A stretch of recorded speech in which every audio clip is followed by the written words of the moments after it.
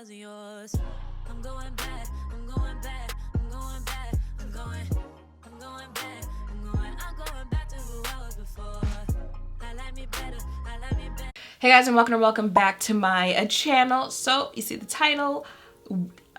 Well, okay, so about a year ago, let's start here. About a year ago, I started a series on my channel called The Downfall Of, where basically I talk about brands that were once the top girls in their industry, and either I see them on their way to a downfall or they're already there, and I talk about how they got there, what they could do to get themselves out of it, if there's still time for that, and if there's not time, then just where we're gonna go from here. One of those brands, about almost a year ago, was Becca Cosmetics, right? Now, if you've never caught one of these downfall videos, but I'm talking about the downfall in this specific case, the downfall of Becca Cosmetics. I basically said the main reason that Becca had kind of fallen off from being one of those top girls years ago in the beauty industry is because they just kind of stopped.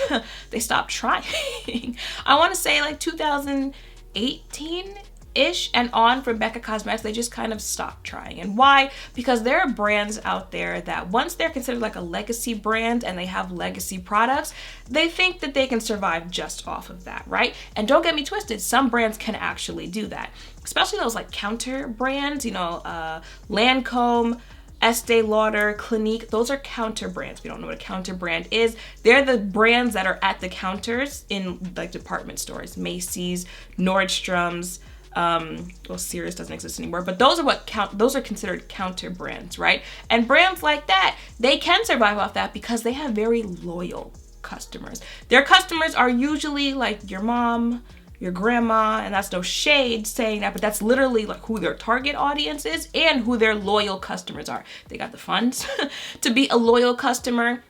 They've got the time, like experience, relationship building with these brands to be a loyal customer.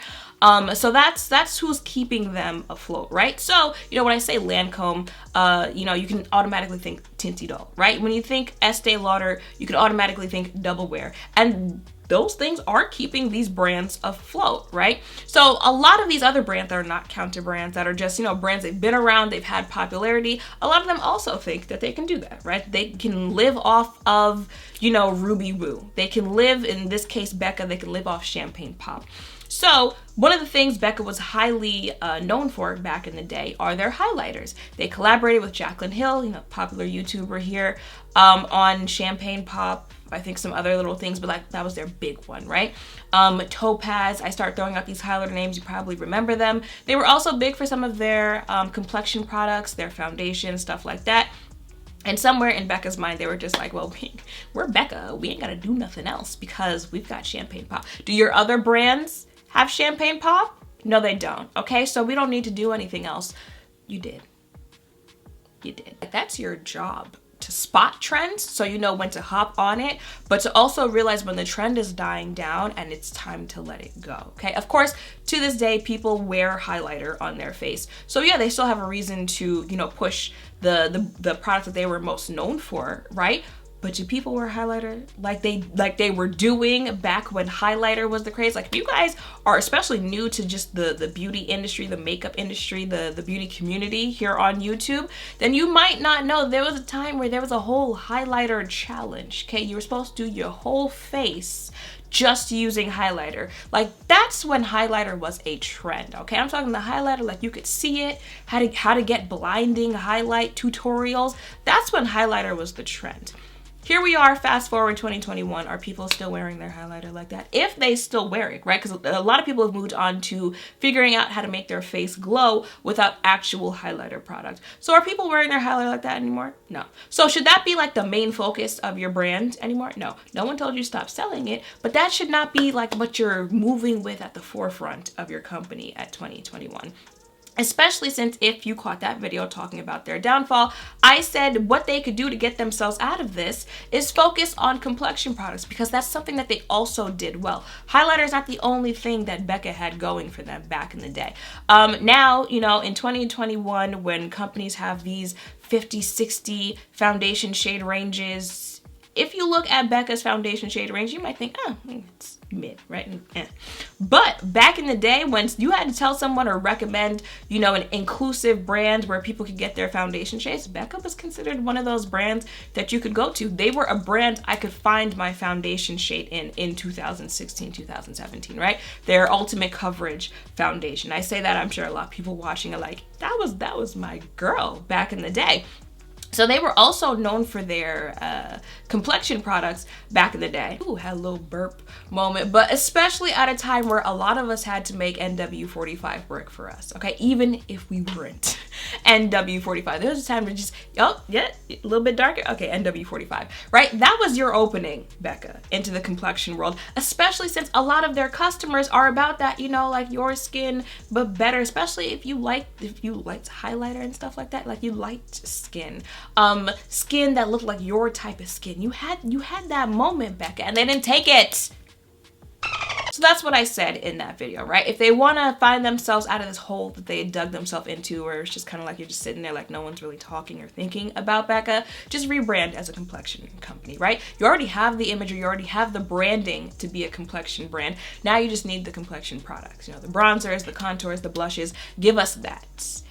But they didn't. So fast forward, but kind of going back like 2 weeks, fast forward from when I said that and going back like 2 or 3 weeks ago, something like that, I wake up to see myself being tagged on Instagram, on Twitter, on YouTube, a post from Becca. I'm gonna have it posted here on the screen, but I'll actually read it to you. It says, an important message to our Becca beauties, glowing with gratitude. You're all our Becca family, part of this beautiful community that supports us and shares our values. It's because of our love for each of you that we are sharing with you now some very important news about the closing of our brand in September 2021.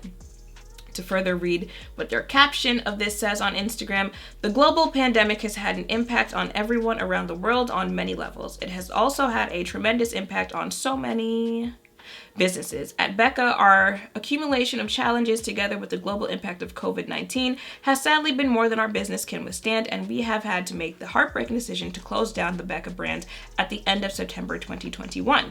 Letting you guys know this if for some reason you hadn't heard this anywhere else on social media. We believe in you, and we believe that the beauty inside you is the light you share with the world. We are confident that the spirit of Becca will continue to live on through all of you. Please keep illuminating your true selves, light your own paths, and push your limits. Share positivity and light the way for others as you make an impact on this world. Own your light on your own terms. With much love and gratitude, Team Becca. Now, I'm not gonna lie to y'all. Yes, I did do a whole video about how I foresee the downfall of Becca Cosmetics, but when I woke up and I saw that, I was shocked. I'm not gonna lie, I was shocked when I saw that. And I think it's because like this is like the first big brand in the community, like legend brand that was closing its doors like that. And I think a lot of people, you know, like myself and up in age, when you see like the JCPenney's, the Blockbusters, you know, my mom was talking about it, how, you know, there's stores like department stores she used to shop in back in the day that aren't here anymore. It's just a weird vibe. You know, you start having these memories when you used to shop there, stuff you used to get there. Like you had told me, you know, like Barney's wouldn't exist anymore. Like Saks would have to buy Barney's so that they didn't completely have to go out of business and stuff like that. It's just like a weird feeling. So like even though you can kind of predict that something's going to happen, when it actually does happen, you're still kind of just like, wow, right? Now, in their explanation, they said, you know, like because of the pandemic and stuff like that, and I did talk about that last year, how I also see the pandemic hurting a lot of these companies just in general, not just in the makeup industry, because, you know, like you gotta wear a mask everywhere that you're going. People are not running to go buy makeup products. So I see that being, you know, a hurt for some of these brands. But notice what they said. They said an accumulation of challenges and COVID, right? So they're letting you know we had other problems. We had other problems before the pandemic that have caused us to have to, you know, close down our doors, stuff like that. I think we could kind of tell that there were problems beforehand. It's no like multi-million-dollar companies like that don't just wake up and say, we are in hot water. If we don't do something, we are going to have to shut down in like a week, right? They usually know ahead of time, like we're in trouble. We're heading in the wrong direction. We got to do something to figure out, which is why well, you know what? Let's look at the things that they did after I posted that downfall video. Around the same time, they announced that Barbie Fiera, Kat from Euphoria was going to be their brand ambassador. If you go on their Instagram page and their website, her face is all over the place, right? She's really the forefront for the company. That makes sense. You think about it, that actually makes sense to get a Euphoria character to be the face of your company, especially a company like Becca, especially a company like Becca. And especially when you think of the makeup on Euphoria. It's very, your skin, but better. You can still see freckles on faces, right? It's highlighter. They still wear highlighter. They wear colored highlighter. Y'all know Becca loved them a good colored, glittery gloss, colored highlighter. It makes sense. And you're kind of cracking into a different demographic by going with Euphoria watchers, right? You're shying away a little bit from counter consumers. Mind you, I've had conversations with some of these counter brands where they legit say, like, we want to engage with a demographic that's not, your mom's brand, right? They legit say that. So it makes sense that they're cracking into a different demographic. However, I think they just did it a little too late, right? And you got to think of the products that they're using on this new face of the company. Like that all has to go together, right? If you had the right products with the right face of the company, could have done something. I think it just came a little too late. They did launch a dewy skin tint thing. Again, we're getting into skin complexion, right? Natural skin, simple skin. They came out with powders at the same time, it was all one collection, but I think they came out with that January of this year, something like that. Again, I think a little too late for the company. Now this is what has me a little confused, okay? Shortly after I posted that video, this is the big one where I'm like, you're in trouble for a while. So you want to be smart with how you move, or maybe you don't, which is how you ended up in the position that you're in. Someone at Becca said, we are in trouble. We need to get ourselves out of it. So you know what we're going to do? We are going to launch a foundation that has no pigments. Yeah.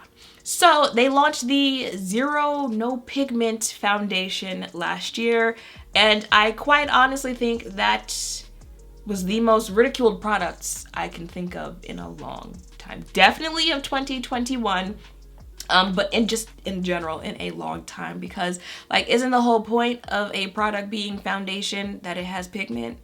So how you gonna take the pigment out of the foundation and call it a foundation, right? It did not get a good welcome once it was announced. After it was announced, was people started buying it, you actually tried the product. Now people were mocking it for its total being in general, and because the product itself was very meh, right? You guys know, yes, I tested it out. I have a video on it. Couldn't even finish the whole try wear test because it just made me feel really uncomfortable having it on my face. The reviews, when I went to go post the video, it had a 1-star review. I don't know what the actual star review is now, but I just know most of the videos I did check out, people were, 1, talking about how you have a foundation with no pigment, and 2, how it was kind of greasy on the face. It was this, it was that. People were calling it a glorified primer. People were calling it a gimmick. And it's yeah, you got attention, but okay, fast forward a year-ish later, what did it do for you other than get you ridiculed, right? And mind you, y'all know I don't like returning things, right? But when I tried that, I was yeah, I can't keep this. I can't see myself doing anything with this. So I was you gotta go back to the stove, okay? So I contacted Becca for the return shipping label and stuff like that. And because of COVID, they had let me know that they're not taking products back. So it's we're gonna give you your money back, but just keep the product. That can't help you when you're a brand that's already in trouble. I can't imagine that that's good for you as a company. And I would imagine a lot of people wanted returns on that product. And it's was this well thought out? Was this really what you needed to do? Now, I could see maybe at the time when people were thinking about it, if it was just one of those attention grabber type of products, at least we'll get people talking about us. I don't think it was that well thought out, because they're not talking about you for the right reasons. And this is that whole, all publicity is good publicity type of thing. It's not. I want you to stop saying that. I want y'all to stop saying that. No, that's not true. It's not, okay? That's the PR in me is getting annoyed here. I don't know if like that was a thought process, like at least we'll get people talking about us, but they weren't talking about you for the right reasons. This is a product that like it's considered like a gag product, you know, like a gag gift for Christmas that you give someone, like you give it to someone as a joke, that it's considered a joke. When your company's already in trouble, you don't want your product being considered a joke of a product. And here we are like a year later, no one's talking about it. Show me someone who has that as like their favorite in their yearly favorites. Like what do you? So they posted that announcement on February 24th and they had the beauty community shook for the day. Okay, people were like, what? Becca, say it ain't so. Is this the downfall of the beauty industry? Are all these other companies gonna start looking like this and look like this and look like that? Like they were having conversations about it on that day, right? Because like I said, it's that first big like punch to the gut. Like, nah, it is very capable of that happening in the beauty industry, just like it happened in department stores, just like it happened here, there, and the other, right? Now, it might not be too late. Looking at the bright side, you know, trying to find the positive here, maybe another company will come through and buy Becca. Just like Saks bought Barney's, I think it's in 2021. They're gonna start rolling out Barney's inside Saks. Just like Nasty Gal, it was Boohoo? I think Boohoo bought Nasty Gal. People are like, didn't Nasty Gal go bankrupt and like they're supposed to go out of business? I'm pretty sure it's Boohoo who bought Nasty Gal. That's why they're still around, right? The bright side would be another company doing that for Becca, and you know, Becca would get yet another chance to do better, to be a better brand, to still exist, right? Because a lot of people are going to lose their jobs. You know, that's the thing when you think about this, like, yeah, I saw that coming with this company, I saw that coming with that company. When these companies are going out of business, those people losing their jobs, right? So to look at the bright side, to hope that there's a bright side, another company would buy them, they would be able to fix it. You would have to do better, Becca, okay? You can't get that many chances. But if this is the end of Becca in September 2021, it was a nice ride. All right, they gave us some nice products. Their stuff was nice, okay? The highlighters were actually nice. It's just they weren't going to sustain you for 50 years, Becca, okay? If you guys are wondering what some of their staple products, some of the best things you can get from them are, you know, in case they do happen to have a going out of business sale. I mean, it's unfortunate, right? But listen, when they said Forever 21 was going out of business, I was like, so y'all having one of those like everything must go 99-cent sales or nah?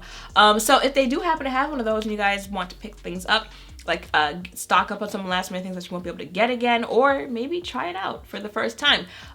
Their chocolate geode, I feel like you use me as a skin reference, or like we wear the same products, that is one of the nicest deeper complexion highlighters out there. It's legit like a chocolate highlighter.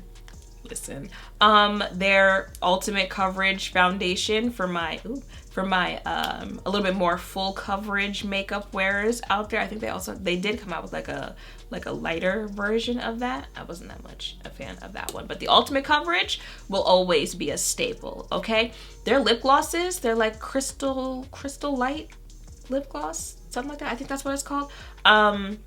Those are nice glosses. You know the glosses that you put on your lips and they just look juicy? That's what those glosses do to you. I'm trying to think.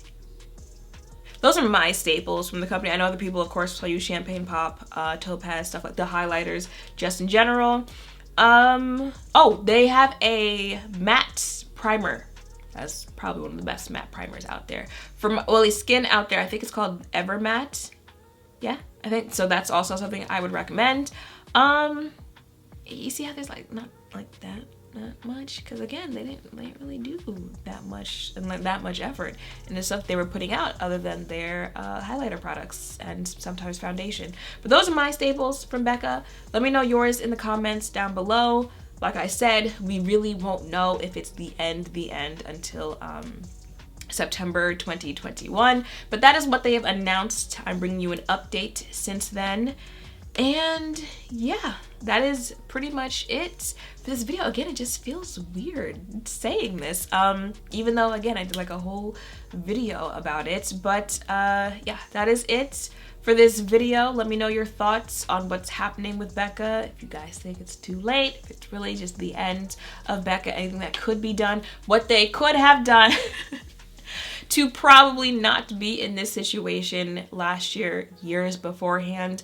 Let me know all of that down below. Make sure to thumbs up, comment, subscribe, turn notification bells, all of that down below. Thank you all for watching. I will see you in the next one.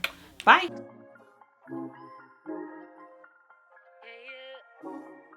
Yeah.